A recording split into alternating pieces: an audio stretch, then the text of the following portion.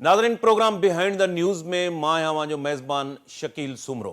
8 फेबरवरी जी आम चूंडुनि जे हवाले सां मुख़्तलिफ़ पॉलिटिकल पार्टीज़ जेके आहिनि उहे सरगर्मियूं पंहिंजियूं आहिनि उनमें तेज़ी आणे छॾी आहे। पीपल्स पार्टी जी लीडरशिप हिन वक़्तु पंजाब जे अंदरि लथल आहे। आसिफ़ ज़रदारी हिन वक़्तु मुल्तान में आहे ऐं काल्ह जेको सेंट्रल एग्जीक्यूटिव कमेटी जो इजलास थियो, वर्कर कन्वेंशन बि अॼु जेको आहे जाती उमराव में थियो आहे, जंहिंमें सेंट्रल एग्जीक्यूटिव कमेटी जे इजलास में पीपल्स पार्टी जे इजलास में बिलावल भुट्टो ज़रदारी खे वज़ीर अज़म जे उम्मीदवार तौरु मंज़ूरी ॾिनी वई हुई। पंजाब जे अंदरि सूरतहाल कहिड़े क़िस्म जी आहे? पंजाब जे अंदरि जेको आहे PTI जो केतिरो स्पेस आहे? नून लीग, पीपल्स पार्टी, इस्तेहकाम पार्टी ऐं ॿिया नंढा वॾा ग्रुप ॾिसिजे त उते ईंदड़ इलेक्शन जो सिनेरियो कहिड़ो बीहे थो। पाण KPK जी सूरतहाल ते बि ॻाल्हाईंदासूं। मौलाना फज़लुर रहमान जे तरफ़ां जेके ख़दशा आहिनि इलेक्शन जे हवाले सां या सिक्योरिटी जा जेके मामला आहिनि, अॼोके प्रोग्राम में पाण उन ते बि ॻाल्हाईंदासूं। प्रोग्राम में असांखे जॉइन कयो आहे सीनियर सहाफ़ी ऐं सीनियर तज़िये निगार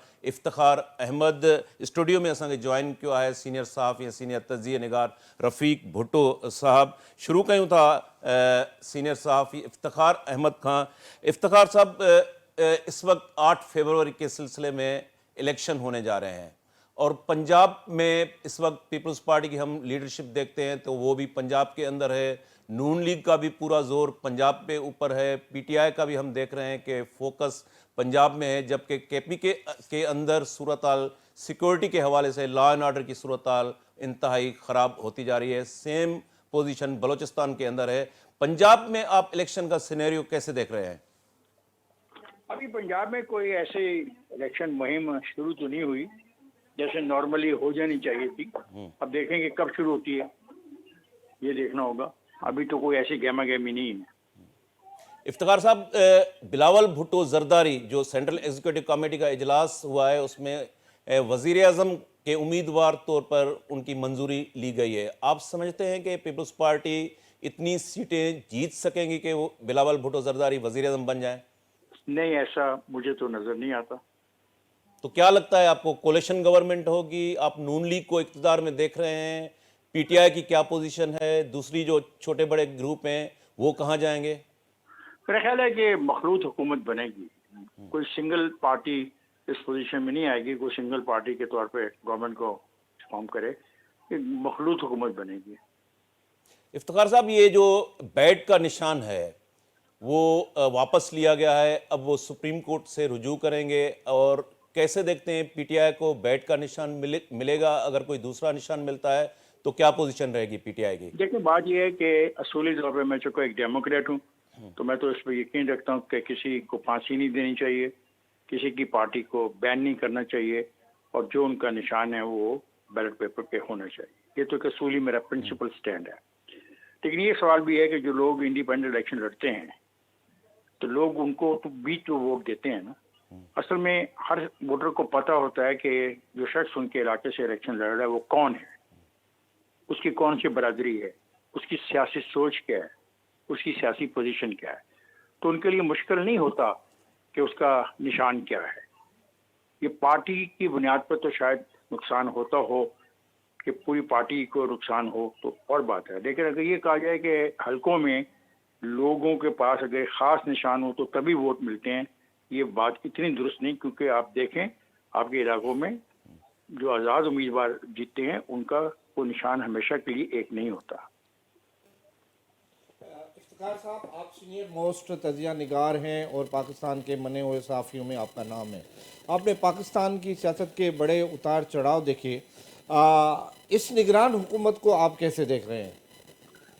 अफसोसनाक है, इनकी इतने लंबी निगरान हुकूमतें नहीं होनी चाहिए, खासतौर पर जो 2 सूबों में हैं। और ये कॉन्स्टिट्यूशन में ये सोचना चाहिए इनको कि ये सेटअप कैसे हो, क्योंकि जिस तरह के पैसे खर्च किए जाते हैं, जो एडमिनिस्ट्रेटिव डिसीजन लिए जाते हैं, जो ट्रांसफर पोस्टिंग की जाती है, इतना अख्तियार निगरानों को नहीं होना चाहिए। इनका काम तो सिर्फ है कि आएँ और 90 दिन में इलेक्शन कराएँ और फारूक को चले जाएँ। लेकिन अगर आप देखें तो ये उससे ज़्यादा अपने आप को इन्वॉल्व कर चुके हैं। इफ्तिखार साहब, लेवल प्लेइंग फील्ड की मुख्तलिफ जमायतें बात कर रही हैं। अगर हम KPK की सूरत हाल और स्पेशली मौलाना फजलुर रहमान के हवाले से बात करें तो उनका कहना है कि मौसम सरमा का मौसम है वहाँ KPK में, لوگ باہر نہیں نکل پائیں گے, سیکورٹی کے بہت سارے ایشوز ہیں, اسپیشلی کے پی کے اور بلوچستان کی صورتحال کو آپ کیسے دیکھتے ہیں؟ جہاں تک موسم کی بات ہے, میں اتفاق مولانا صاحب سے نہیں کرتا. میری ان سے جب ملاقات بھی, جب وہ لاہور تشریف لائے تھے, میں نے ان سے کہا تھا کہ موسم کی بنا پر انتخاب کہنا کہ ملتوی کی جائے, یہ سیاسی بات ہی نہیں ہے اور اصولی بات نہیں ہے. ہمارا ملک کا جو پہلا الیکشن ہے 1970 کا, وہ کب ہوا تھا؟ اس زمانے میں کیا دن تھے؟ کیا اس کے بعد موسم سرما میں انتخابات نہیں ہوئے؟ اس کے بعد بھی ہوئے تو ہیں الیکشن. یہ کہنا کہ موسم کی وجہ سے, ہاں یہ آپ کہہ سکتے ہیں کہ کچھ کانسٹیٹوئنسیز جو ہیں جہاں پہ زیادہ برف پڑتی ہے, خیبر پختونخوا میں اور بلوچستان میں, آپ ان کو نکال کے گن لیں وہ کتنی کانسٹیٹوئنسی ہیں, ان کا الیکشن بعد میں بھی ہو سکتا ہے. ایسی کوئی انہونی بات تو نہیں ہے, لیکن اس بنیاد پہ الیکشن کو ملتوی کرنے کی پورے ملک میں جو مطالبہ ہے وہ مناسب نہیں ہے. جہاں تک دوسری بات ہے وہ حقیقت پہ مبنی ہے. اس وقت ورسٹ کرائسس جو فیس وہ کر رہے ہیں وہ ہے دہشت گردی کی بنا پہ, اور یہ حقیقت پر مبنی ان کا خوف ہے, خطرہ ہے, کیونکہ ان کو کمپین کرنے کا موقع نہیں ملے گا. اور یہ ہم نے ماضی میں دیکھا بھی ہے کہ این پی کے ساتھ جو ہوا, کہ این پی کو کمپین نہیں کرنے دیا لوگوں نے, اور کہ این پی کا جو ورکر تھا, جو لیڈر تھا, وہ ذبح ہوا, اس کو قتل کیا گیا, اس کو دہشت گردی کا نشانہ بننا پڑا, اور یہ بھی صورتحال آ گئی کہ وہ الیکشن کمپین میں باہر ہی نہ نکل سکا. ایسی صورتحال تو ہے. افتخار صاحب, جیسے آپ نے کہا کہ پراپر طریقے سے ابھی الیکشن جو کمپین شروع ہونی تھی وہ تو شروع نہیں ہو پائی. پنجاب میں اسپیشلی اگر نواز شریف وطن واپس آ چکے ہیں, نواز لیگ کی آپ کیسے دیکھتے ہیں صورتحال آنے والے دنوں میں؟ وہ جو پہلے ان کا پاپولر ووٹ تھا, وہ اس قسم کا پاپولر ووٹ اب بھی اسٹل وہ ان کے پاس ہے, یا آپ سمجھتے ہیں کہ انہوں نے لوز کیا ہے کچھ؟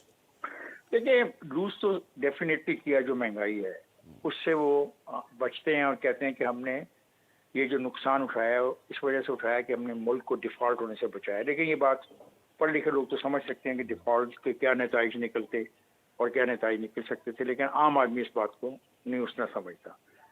تو یہ مسئلہ ٹھیک ہے کہ اس میں ان کو مشکلات کا سامنا کرنا پڑ رہا ہے. دوسری بات یہ ہے کہ نواز شریف کافی عرصہ پاکستان سے باہر رہے ہیں, تو آپ دیکھیں کہ ان کو کتنی لمبی میٹنگز کرنی پڑی ہیں جو یہ ٹکٹ دینے والی ہیں, جو کئی گھنٹوں پہ محیط ہیں اور کئی دنوں پہ محیط ہیں. تو انہوں نے دوبارہ سے رابطہ کیا ہے اپنے ان لوگوں سے جو اس قابل ہوتے ہیں کہ وہ کانسٹیٹوئنسیز میں الیکشن لڑ سکیں.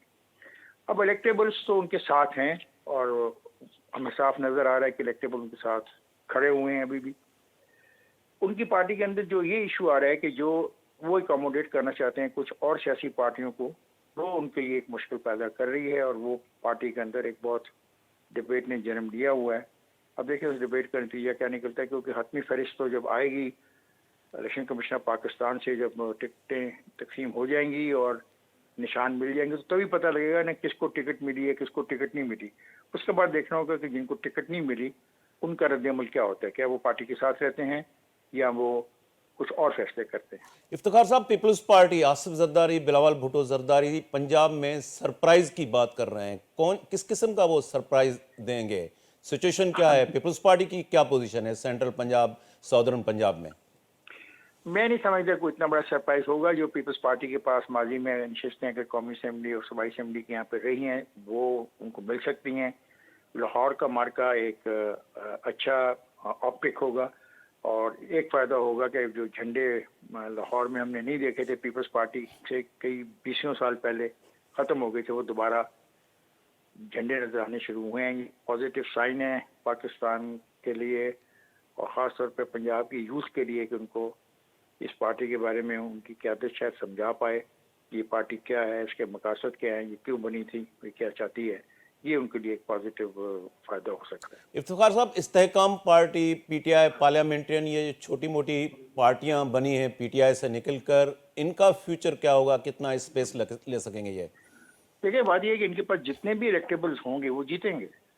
اب اس وقت فوری طور پہ تو میں ان کی تعداد نہیں بتا سکتا. الیکٹیبل جو گئے ہیں, الیکٹیبلز کو شکست دینا ذرا مشکل ہوتا ہے, کیونکہ ایک ان کا جو مسلسل اگر ریکارڈ دیکھیں, 2008 کا الیکشن دیکھیں, 2013 کا الیکشن دیکھیں, پھر 2018 کا الیکشن دیکھیں, پھر دیکھیں کہ وہاں پہ کتنے ووٹ انہوں نے لیے, وہاں پہ ان کی پوزیشن کیا کیا, وہ لوز کر رہے ہیں یا گین کر رہے ہیں. تو یہ سارے اسٹڈی کرنے کے بعد ہم سمجھتے ہیں کہ جو الیکٹیبل ہے آج بھی ان کا اپنے اپنے حلقوں میں وہی پوزیشن ہے جو ماضی میں تھی. بہت کم فرق پڑا ہے ان کو. تو جو الیکٹیبل گئے ہیں انسٹاگرام پارٹی کے اندر، اور یہ جو پیپل آپ جو کہہ رہے ہیں وہ جو پارلیمنٹرین ہے پی ٹی آئی پارلیمنٹرین کی، الیکٹیبل جو گئے ہیں وہ میرا خیال ہے اپنی اپنی سیٹوں کو بچانے میں کامیاب ہو جائیں گے.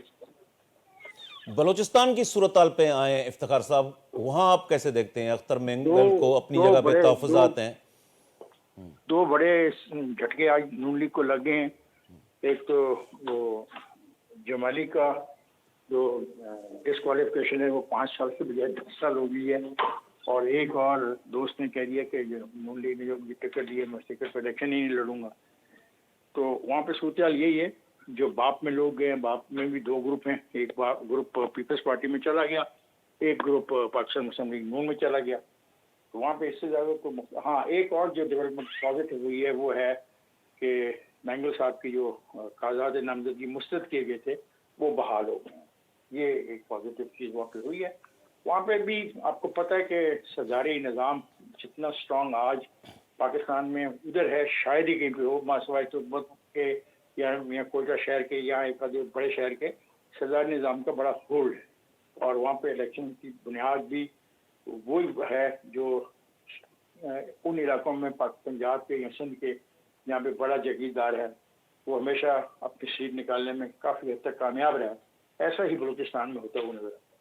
لاسٹ کوسچن افتخار صاحب، 8 فروری کو جو الیکشن ہے وہ 8 فروری کو ہی ہوں گے یا آپ سمجھتے ہیں کہ تاریخ اوپر نیچے ہو سکتی ہے؟ دیکھیں مجھے نہیں سمجھ آتی کہ تاریخ اوپر نیچے کر کے فائدہ کیا لیں گے. کہ 10 دن آگے لے جا کے کیا فائدہ ہوگا؟ کرائسس اور گہرا ہوگا، کھچاؤ اور بڑھے گا، خرابی اور جنم دے گی. اب تو جو ہونا ہے اس کو 8 کو ہو جانا چاہیے، اور اگر یہ 8 کو نہیں ہوگا تو پھر مجھے خدشہ ہے کہ شاید یہ پھر دنوں کا معاملہ نہ رہے. شکریہ افتخار احمد صاحب سینئر جرنلسٹ ہیں जंहिं असांखे टेलीफोन लाइन ते टाइम ॾिनो. रफ़ीक साहब, सूरत हाल जीअं इफ़्तिख़ार साहब चयो त 8 फेबरवरी खां जेकॾहिं एक्सटेंड थिए थो त पोइ ॾींहंनि जो मामिलो न थींदो ऐं पोइ तमामु घणा मामला जेका आहिनि पॉलिटिकल जेका आहिनि क्राइसिस जेको आहे तमामु घणो वधी सघे थो. हिन वक़्तु सुप्रीम कोर्ट जो चीफ जस्टिस फ़ाइज़ ईसा बार बार पंहिंजे रिमार्क्स में चई रहियो आहे त इलेक्शन जेको आहे वक़्त ते थींदियूं. अवां सम्झो था त इलेक्शन वक़्त ते थींदियूं छाकाणि त पीपल्स पार्टी बि चयो आहे जेकॾहिं इलेक्शन जी तारीख़ एक्सटेंड कई वई त उनजी मुखालफ़त कई वेंदी. जी बिल्कुलु. हिन वक़्तु जेके बि पॉलिटिकल पार्टीज़ आहिनि, ख़ासि तौर ते पीपल्स पार्टी, नून लीग ऐं PTI जा जेके इंडिपेंडेंट्स आहिनि, उन्हनि जो इहो फॉर्म बिलीव आहे त इलेक्शन जेको आहे सो 8 फेबरवरी ते ई थियणु खपे. जेकॾहिं न थी त उन जा जेके पॉलिटिकल इफेक्ट्स आहिनि उहे ॾाढा ख़तरनाक हूंदा. ऐं पोइ सुप्रीम कोर्ट खां बि ॻाल्हि जेका आहे सा ॿाहिरि हली वेंदी, इलेक्शन कमीशन खां बि ॻाल्हि ॿाहिरि हली वेंदी, ऐं पोइ उनजो जेको रद्द अमल हूंदो उहो मैदान ते हूंदो ऐं मस्तु कलंदर हूंदो. त पोइ उन जा नतीजा ॾाढा भयानक, ख़ौफ़नाक ऐं अवाम जे हक़ खां ॿाहिरि ई हूंदा. ऐं मां नथो सम्झां त पाकिस्तान हिकु अहिड़े फ़ैसिले जो मुतमिल थी सघे थो हिन सिचुएशन में जो 8 फेबरवरी ते इलेक्शन न कराए ऐं को ॿियो रस्तो वठे. रफ़ीक साहब, टिकेटुनि जो जेसिताईं जीअं इफ़्तिख़ार साहब जो चवणो त नून लीग में बि टिकेटुनि जा जेके आहिनि उहो हिकिड़ो वॾो चैलेंज वञे आॾो आहे. टिकेटुनि जी जेका डिस्ट्रीब्यूशन आहे, प्रॉपर उम्मीदवार जेके आहिनि उन्हनि खे जेकॾहिं टिकेट नथी मिले त उहे इख़्तिलाफ़ रखनि था, ॿियो को ग्रुप जॉइन करे सघनि था. उते कॉन्स्टिट्यूंसीज़ जेके आहिनि उते बि मसइला थी सघनि था. सेम पाण हिते डिस्कस कंदा रहिया आहियूं. पीपल्स पार्टी खे बि मुख़्तलिफ़ हंधनि ते इन क़िस्म जा मामला आहिनि. पंजाब जे अंदरि सूरत हाल तव्हां कीअं ॾिसो था जेकॾहिं पाण नून लीग, PTI, पीपल्स पार्टी इन्हनि जो पाण में जेकॾहिं उते इलेक्शन थिए थी पई त कीअं पंजाब, सेंट्रल पंजाब जो मां तव्हां खां तस्जियो वठंदुसि. ॾिसो, सेंट्रल पंजाब जो तव्हां ज़िक्र कयो त उते जेके आहिनि से मुस्लिम लीग जे अंदरि ज़ाहिरी ॻाल्हि आहे टिकेटुनि जे मामले ते वॾा इख़्तिलाफ़ आहिनि. जंहिंजो हिकिड़ो ताज़ो मिसाल मां तव्हांखे नारोवाल जेको मुस्लिम लीग नून जे जनरल सेक्रेटरी एहसन इक़बाल जो इलाइक़ो आहे ऐं उते दानियाल अज़ीज़ उनजी मुखालफ़त में बीह रहियो आहे छाकाणि त ॿई नारोवाल सां वास्तो रखनि था ऐं ॿई साॻी टिकट जा ख़्वाहिशमंद आहिनि. त उते इहो मामिलो कीअं जुड़ंदो? इहो ई साॻियो मामिलो सियालकोट में नज़र अचे थो, हाफ़ज़ाबाद में नज़र अचे थो, गुजरात में नज़र अचे थो, मंडी बहाउद्दीन में नज़र अचे थो, गुजरांवाला में नज़र अचे थो, शेखुपुरा में नज़र अचे थो। त सेंट्रल पंजाब जा इहे जेके वॾा ज़िला आहिनि, झेलम, पिंडी, अटक, उते इहे उन्हनि सां प्रॉब्लम आहिनि, सरगोदा, त उते इहे हिननि सां प्रॉब्लम आहिनि। पर नवाज़ शरीफ़ पाण वेहे थो उन पार्लियामानी पार्टी जे मीटिंगुनि में ऐं सेटल डाउन करे थो। ऐं ॿियो वरी जॾहिं अदम एतमाद जी रिथ परवेज़ इलाही जे ख़िलाफ़ु आई हुई ऐं मियां हमज़ा जेको शहबाज़ वॾे वज़ीर जो उमेदवार हो, त उन वक़्तु उनखे जिन MPs सपोर्ट कई हुई ऐं वोट ॾिनो, त उन वक़्तु उन्हनि सां कसम ते वाइदो कयो त असां तव्हांखे टिकट ॾींदासीं। पर हाणे मुस्लिम लीग नून ते हिकिड़ो वॾो दबाव आहे त उन्हनि खे टिकट न ॾिनी वञे। त इहे जेके ज़िला आहिनि उते इन्हनि ते वॾो हिकिड़ो दबाव आहे ऐं उन दबाव खे मुस्लिम लीग नून कीअं क़बूलु कंदी, जाॾे काॾे उन्हनि जा इलेक्टेबल। ऐं ॿियो वरी जिते जिते गुज़िरियल इलेक्शन में मुस्लिम लीग नून खे शिकस्त मिली हुई त उते उन्हनि मज़बूत उमेदवार आंदा आहिनि, त उहो मज़बूत उमेदवार उन्हनि जी हिकिड़ी ज़रूरत आहे। त उते जेको पुराणो हार्ड वर्कर जेको पुराणो हिकिड़ो एफिलिएटेड हो PMLN सां, त उनखे टिकट नथा ॾियनि ऐं उन जाइ ते नए ऐं मक़बूल जेको आहे उम्मीदवार उनखे टिकट ॾियनि था, त उहो बि हिकिड़ो वॾो मसइलो थींदो ऐं पोइ हिकिड़ी बग़ावत थींदी। वॾियुनि पार्टियुनि में माण्हुनि खे अकोमोडेट करणु उहो वॾो हिकिड़ो प्रॉब्लम आहे। त इहो प्रॉब्लम मुस्लिम लीग नून सां न आहे। जीअं सिंध में पीपुल्स पार्टी आहे, सिंध जी वॾे खां वॾी जमायत आहे, मक़बूल जमायत आहे, त उते उन सां प्रॉब्लम आहे। अहिड़ी रीति JUI जे अंदरि बि काफ़ी जेके आहिनि से प्रॉब्लम्स आहिनि। त इहे वॾियुनि पार्टियुनि में थींदो आहे। इहो असांजो हिकिड़ो पॉलिटिकल कल्चर आहे। शकील साहब, रफ़ी साहब, पीपल्स पार्टी हिन वक़्तु कंहिं वक़्त में त पंजाब असां ॾिसूं था पीपल्स पार्टी जो गढ़ हुयो। 70 जे इलेक्शन में ज़ुल्फ़िकार अली भुट्टो उतां मेजॉरिटी सां इलेक्शन जेका आहे उहा विन कई। बेनज़ीर साहिबा जे दौर में बि पीपल्स पार्टी उतां विन कंदी रही आहे। ऐं उन खां बाद में जॾहिं डिक्लाइन आयो त पंजाब में पीपल्स पार्टी रहीम यार ख़ान डिस्ट्रिक्ट ताईं हिकु अधु सीट ताईं महदूद थी वई।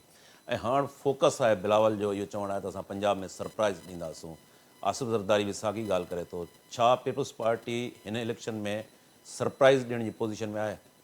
ॾिसो, पीपल्स पार्टी जो हिन वक़्तु जेको फोकस आहे उहो सराइकी जेको बेल्ट आहे पंजाब जो, उते उनजो वधीक फोकस आहे। अॼु जीअं तव्हां पंहिंजे इंट्रो में बि चयो त आसिफ़ अली ज़रदारी अॼु जेको आहे सो मुल्तान पहुतो आहे, जिते यूसुफ रज़ा गिलानी ऐं मखदूम अहमद महमूद हुनजो इस्तक़बाल कयो आहे ऐं उते जेको बिलावल हाउस मुल्तान आहे उन में जेको आहे सो क़याम कंदो। सुभाणे आसिफ़ अली ज़रदारी उते जेको आहे सो शहीद ज़ुल्फ़िकार अली भुट्टो जी सालगिरह जेका 5 जनवरी ते हूंदी आहे उन में शिरकत कंदो ऐं वर्कर्स सां मुखातिब थींदो। इन में जेका सरप्राइज़ वारी ॻाल्हि आहे उहा इहा आहे त सुभाणे आसिफ़ अली ज़रदारीअ जी जेको मुल्तान जो हिकिड़ो पॉपुलर आहे, जंहिं कंहिं बि इलेक्शन में शिकस्त न आहे खाधी, उनजो नालो आहे सिकंदर हयात बोसण। उन सां उनजी जेका आहे सा मुलाक़ात रिथियल आहे। ऐं ॿियो जेको उनजो वॾो जेको आहे त सुभाणे हामिद रज़ा काज़मी जेको कंहिं ज़माने में पीपल्स पार्टी जो वफ़ाक़ी वज़ीर हो, जेल बि वियो, केस बि थियसि, ऐं उहो ॿीहर जेको आहे सो पीपल्स पार्टी में आसिफ़ ज़रदारी, यूसुफ रज़ा गिलानी, मखदूम अहमद महमूद जे मौजूदगीअ में शामिलु थिए थो। टियों जेको आहे त हू डेरा गाज़ी खान में कैंप कंदो। उते जेको आहे सो छाकाणि त जेके लगारी साहब आहिनि, सरदार लगारी, जमाल लगारी ऐं उनजो भाउ अवैस लगारी, जेके फारूक लगारी जा पुट आहिनि, उहे नून लीग में अकोमोडेट आहिनि ऐं नून लीग सां आहिनि। त उते जेको ज़ुल्फ़िकार खोसा ऐं उनजी फैमिली हुई, उहा जेका आहे हिन वक़्तु कंहिं बि पॉलिटिकल पार्टी में न आहे सवाइ सैफुल्ला खोसे जे जेको वॾे खां वॾो पुटु आहे। पर ज़ुल्फ़िकार अली खोसे जे फैमिली जे अंदरि बि जेके आहिनि से इख़्तिलाफ़ आहिनि ऐं हुनजो जेको पसंदीदा पुटु आहे, जंहिंखे वॾी सपोर्ट आहे सरदार ज़ुल्फ़िकार ख़ान खोसे जी, उनजो नालो आहे जेको आहे सरदार दोस्त मोहम्मद खोसा।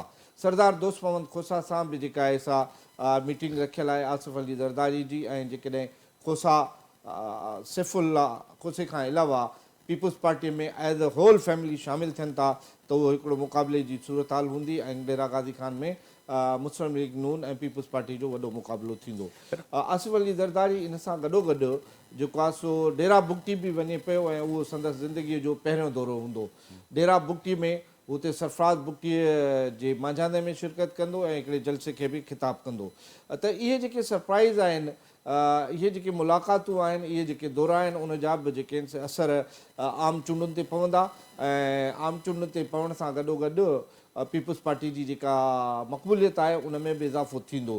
हाणे ॾिसणो इहो आहे त इन खां अलावा जेके ॿिया इलेक्टेबल आहिनि आसिफ अली ज़रदारी सां, उन्हनि ख़ासि तौर ते जेको आहे सो इस्तेकाम पार्टी जंहिंजो जहांगीर तरीन आहे ऐं ॿिया आहिनि, हिन दफ़े मखदूम खुसरो परवेज़ जेको रहीम यार ख़ान जो मखदूम अहमद महमूद खां पोइ हिकिड़ो स्ट्रांग कैंडिडेट हो, उन नॉमिनेशन न आहे भरियो ऐं उहो इलेक्शन खां ॿाहिरि आहे। त ॾिसणो इहो आहे त इन जा जेके आहिनि से असर कहिड़ा था पवनि ऐं जहांगीर तरीन सां जेको आसिफ ज़रदारी जो राब्तो थींदो उन में कहिड़ियूं ॻाल्हियूं अचनि थियूं। आया इस्तेकाम पार्टी आम चूंडुनि में नून लीग मुस्लिम लीग नून लीग सां इतिहाद कंदी या पीपल्स पार्टी सां कंदी, छाकाणि त अकेले सिर उन्हनि जो कैंडिडेट किथे बि जेको आहे सो खटण वारी पोज़ीशन में न आहे। हू उन वक़्तु खटंदो जॾहिं का ॿी पार्टी या नून लीग हुजे या पीपल्स पार्टी हुजे उहा उनजे उमेदवार जी हिमायत करे। इहे अञा मामला सियासी पार्टियुनि जे अंदरि आहिनि जेके तय थियणा आहिनि। शेड्यूल अची चुको आहे, नॉमिनेशन्स भरिजी विया आहिनि, जांच पड़ताल थी चुकी आहे। हाणे मामिलो आहे टिकेटुनि जो। जॾहिं उमेदवार पंहिंजे पंहिंजे पार्टियुनि जा टिकेट इलेक्शन कमीशन में जमा कराए इंतिखाबी निशान हासिल कंदा त उन खां पोइ अञा सरगर्मियूं वधंदियूं ऐं सीट एडजस्टमेंट जो जेको फाइनल शेप आहे उहो उन वक़्तु ईंदो। रफ़ीक साहब, ज़ाहिर आहे त हिकिड़ी अकेले सिर्फ़ पार्टी त का बि उहा इन पोज़ीशन में न हूंदी जो हैवी मैंडेट खणी सघे। पीपल्स पार्टी बिलावल भुट्टो ज़रदारी खे प्राइम मिनिस्टर तौरु जेको आहे उनजी मंज़ूरी ॾिनी आहे। अव्हां सम्झो था त पीपल्स पार्टी इन पोज़ीशन में आहे जो हेतिरियूं सारियूं सीटूं खणी वञे या उनजी सीट एडजस्टमेंट थिए या इतिहाद थिए या को कोलेशन का सूरताल जोड़े जो बिलावल प्राइम मिनिस्टर थी सघे? जी बिल्कुलु, अॼु पीपल्स पार्टी सरकारी तौर ते बिलावल जे मुल्कगीर दौरनि जो शेड्यूल जारी कयो आहे। इन शेड्यूल मूजिब बिलावल पंजाब जे मुख़्तलिफ़ शहरनि में वञे थो, बहावलपुर वञे थो, लैया वञे थो, गुजरांवाला वञे थो, इन मुल्तान वञे थो, रहीमयार ख़ान वञे थो, बहावलपुर वञे थो, जॾहिं त सिंध में लाड़काणो, जेकबाद, कश्मोर, सांगड़, मीरपुर ख़ास, नवाबशाह में बि हुन जा जेके आहिनि से जलसा रिथियल आहिनि। ख़ैर मेहड़ वञे थो, दादू जे अंदरि जिते लियाकत जतोई ऐं फयाज़ बुट जो मुक़ाबिलो आहे। त हार्ड जेके मुक़ाबिला आहिनि बदीन जिते मिर्ज़ा फैमिली जे जा नॉमिनेशन्स पेपर जेके आहे उनजो अञा को फ़ैसिलो न थियो आहे, पर ग़ालिबन जेकॾहिं उन्हनि जा फार्म बहाल थियनि था त उहो हिकिड़ो सख़्तु मुक़ाबिलो हूंदो। उन में बि ॾिसिजे त जेको आहे सो पीपल्स पार्टी जो जेको चेयरमैन आहे बिलावल भुट्टो ज़रदारी, उहो छा थो ख़िताबु करे ऐं कहिड़ो लाइन ऑफ एक्शन वठे थो। अहिड़ी रीति बलूचिस्तान में बि हुन जा दौरा आहिनि ऐं KPK में बि हुन जा दौरा आहिनि।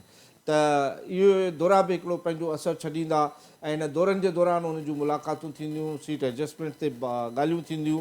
अहिड़ी रीति जेको आहे सो बिलावल पंहिंजी हिकिड़ी नई पॉलिसी सां गॾु नवां ऐलान कंदो, मुख़्तलिफ़ हंधनि ते तरक़ियाती पैकेजिस जा ऐलान कंदो, माण्हुनि सां मिलंदो, त उहे बि हिकिड़ा नवां नतीजा, नवां सियासी जेके आहिनि से फ़ैसिला साम्हूं ईंदा ऐं उन खां पोइ असां कुझु चई सघंदासीं त फाइनल पॉलिटिकल रिज़ल्ट कहिड़ो बीहंदो ऐं कहिड़ो शेप जुड़ंदो। सीटुनि जे हवाले सां पाण रफ़ीक साहब जेकॾहिं ॾिसूं था त वॾो बल्क पाण खे सेंट्रल पंजाब में मिले थो पियो ऐं सेंट्रल पंजाब जे अंदरि जेकॾहिं का मुतहरिक पॉलिटिकल जमायत आहे उहा आहे नून लीग।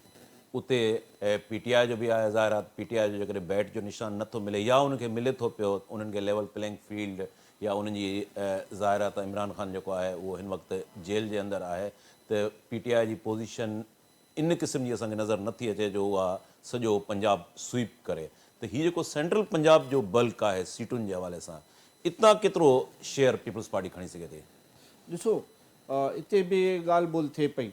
लाला मूसा में बिलावल भुट्टो जो जलसो रिथियल आहे। लाला मूसा पीपल्स पार्टी जे हिकु अहम अॻुवाण कमर दमा कायरा जी सीट जो मसइलो आहे।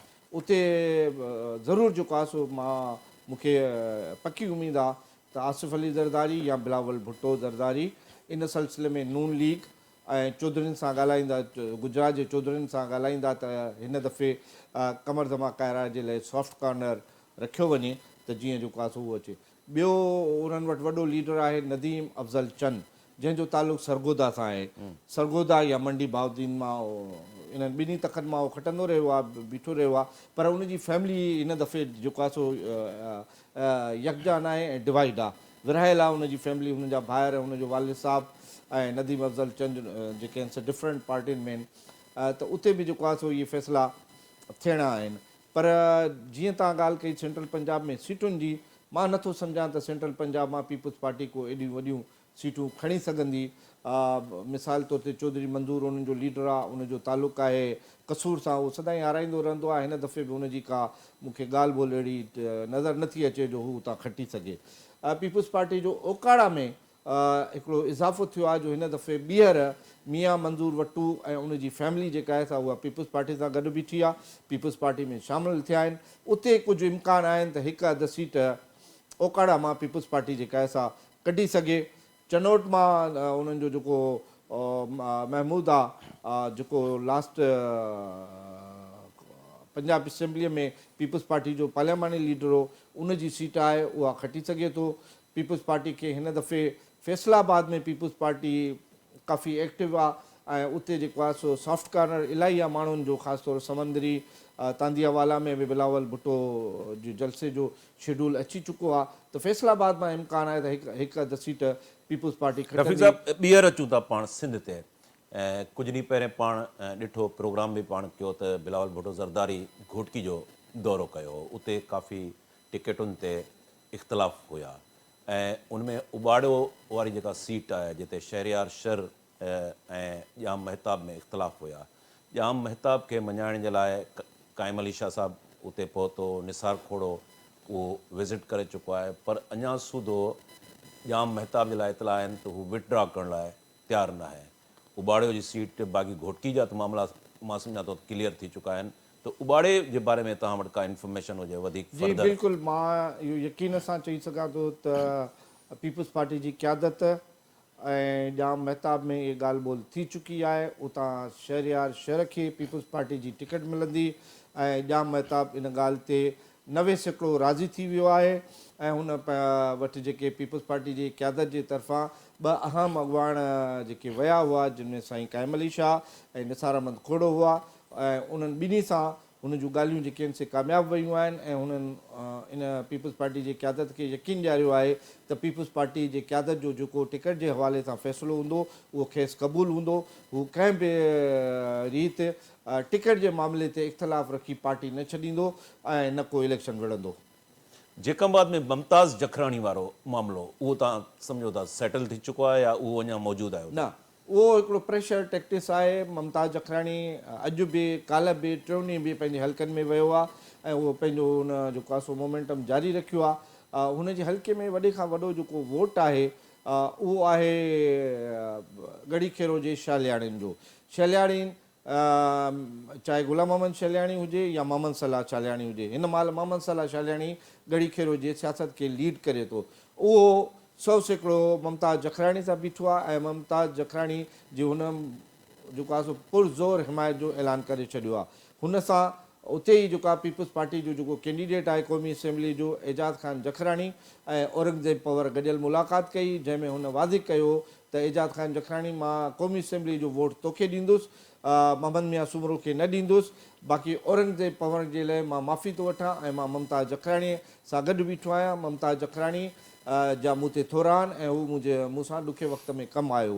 अहिड़ी रीति उते ॿिया जेके आहिनि, जंहिंमें थईम चई सघूं था, जंहिंमें असां ॿियूं जेके ज़ातियूं आहिनि उहे, बाक़ी गड़ी खेर में जेके उढा साहब सरदार आहिनि, उन्हनि वाज़िह कयो आहे त उहे एजाज़ जखराणी सां बीहंदा ऐं पीपुल्स पार्टी जे उमेदवार सां बीहंदा, छाकाणि त उन्हनि जो जेको भाउ आहे उहो सरदार रिज़वान उढो, उहो डिस्ट्रिक्ट काउंसिल जो वाइस चेयरमैन लास्ट आहे। क्वेश्चन, सिंध जे अंदरि पीपुल्स पार्टी खे अहिड़ा कहिड़ा तक आहिनि जिते टफ टाइम मिली सघे थो, को अपसेट अची सघे थो?